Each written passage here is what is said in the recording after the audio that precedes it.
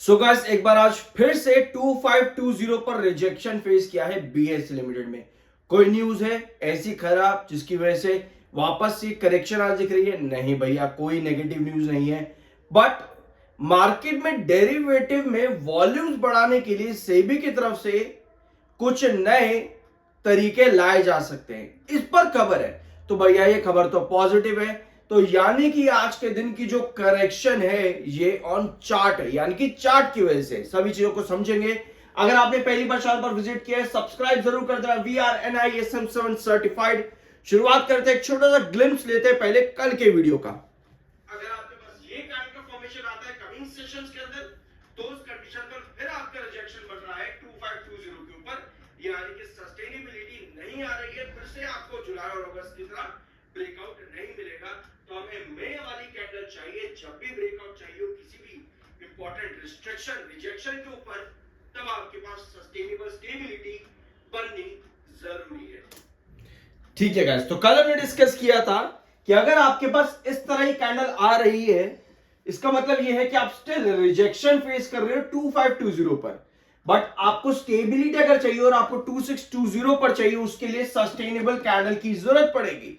और आज एक बार फिर से सेल ऑफ आया है। अब इस सेल ऑफ के पीछे कोई न्यूज तो नहीं है, बल्कि सेबी की तरफ से इनिशिएटिव्स देखने को मिल रहे हैं, जैसे कि active deliberation on ways to deepen cash market segment, यानी कि मार्केट में वॉल्यूम किस तरह से इंक्रीज किया जाए, इस पर सजेशंस पर प्रपोजल्स आते देखने को मिल रहे हैं।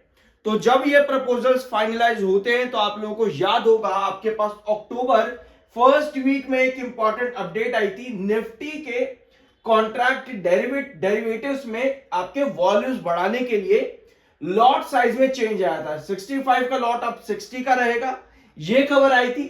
इस तरह की खबरें जब भी आपके पास मार्केट में आती हैं और इंप्लीमेंटेशन जिस दिन से होना शुरू होता है, इसका मतलब यह है कि मार्केट में वॉल्यूम्स बढ़ते देखने को मिल सकते हैं। और जितना वॉल्यूम मार्केट के अंदर बढ़ेगा उतनी ही लिक्विडिटी बढ़ेगी। और आज यही खबर है मार्केट के अंदर सेबी की तरफ से। SEBI has received wide range of suggestions and proposal to further deepen the cash market volume in equity segment.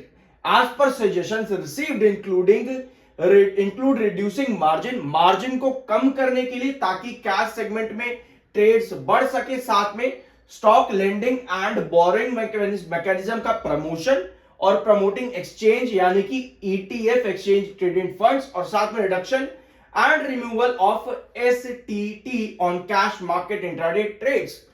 अब एक ही पॉइंट यहां पर नेगेटिव आता है, वो है STT कम करना, यानी कि removal of securities transaction tax on cash market intraday trades. बस ये एक नेगेटिव पॉइंट है। इस तरह की खबरें आपकी कंपनी जैसे BSE कंपनी है, इनके रेवेन्यूज कम कर सकती है। बस यही एक टेंशन का पॉइंट आज के दिन देखने को मिल रहा है। अपार्ट फ्रॉम दैट, जो ये खबर है, इससे मार्केट में वॉल्यूम बढ़ते देखने को मिल सकता है। वॉल्यूम बढ़ेंगे तो लिक्विडिटी बढ़ेगी। बट अभी ये सिर्फ प्रपोजल है, इस पर कोई फाइनल इनिशिएटिव अभी नहीं लिया गया है। ठीक है, तो ये खबर है आज के दिन की।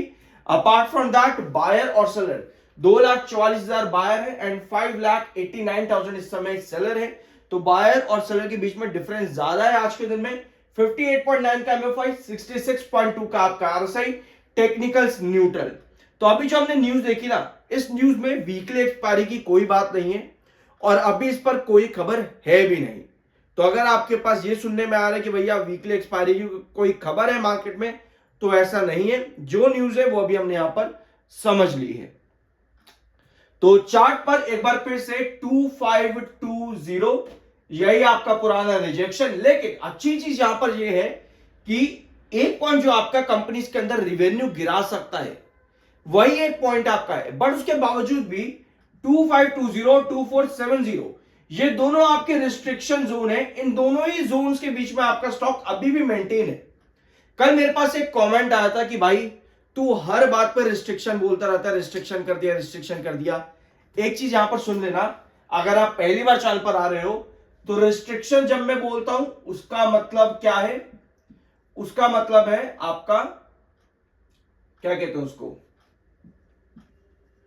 उसका मतलब ये है, जब भी मैं आपको बोल रहा हूं रिस्ट्रिक्शन, उसका मतलब ये है। और जब भी मैं आपको बोल रहा हूं बेस, इसका मतलब है ये ठीक है, इतनी नॉलेज मुझे भी है। आप लोगों के कमेंट आते कि भाई तुझे इतना भी नहीं पता। आई एम NISM 7 सर्टिफाइड, कुछ रीजन है उसकी वजह से मुझे ये टर्म्स यूज करनी पड़ते हैं, रिस्ट्रिक्शन और बेस। बट अगर आप लाइव सेशन ज्वाइन करने में इंटरेस्टेड हो, जो कि टेलीग्राम और व्हाट्सएप पर मैं आपके साथ लिंक शेयर करता हूं, जो भी डिटेल्स है आपको वहां पर मिल जाएगी, तो आपको यही टर्म्स वहां पर देखने को मिलती हैं। ठीक है, ये पॉइंट क्लियर है। तो जो आपका रिस्ट्रिक्शन आ रहा है वो 2520 2470 पर आ रहा है। बट अच्छी चीज ये है कि स्टॉक इन दोनों लेवल्स के बीच में सस्टेन कर रहा है। कोई भी कैंडल आपकी यहां पर क्रिएट होती है कुछ इस तरह से, कुछ इस तरह से कोई भी कैंडल क्रिएट होती है, तभी आपको फर्दर बूस्ट मिल पाएगा।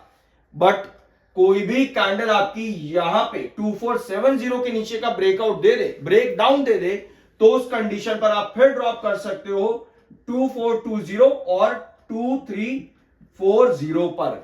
तो ये कैंडल्स का गेम आपको समझना बहुत जरूरी है।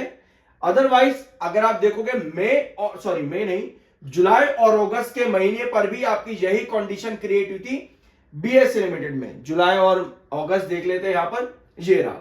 जुलाई और अगस्त में भी 2470 2520 आपका सस्टेन नहीं हो पाया था, क्योंकि वहां पर सेल ऑफ की कैंडल्स आपकी क्रिएट हो रही थी। सिर्फ एक बार मई के ही महीने के अंदर, मई 2025 में सिर्फ एक बार ही आपको ब्रेकआउट मिला है 2520 और 2470 पर, क्योंकि वहां आपकी सस्टेनेबल कैंडल क्रिएट हुई थी।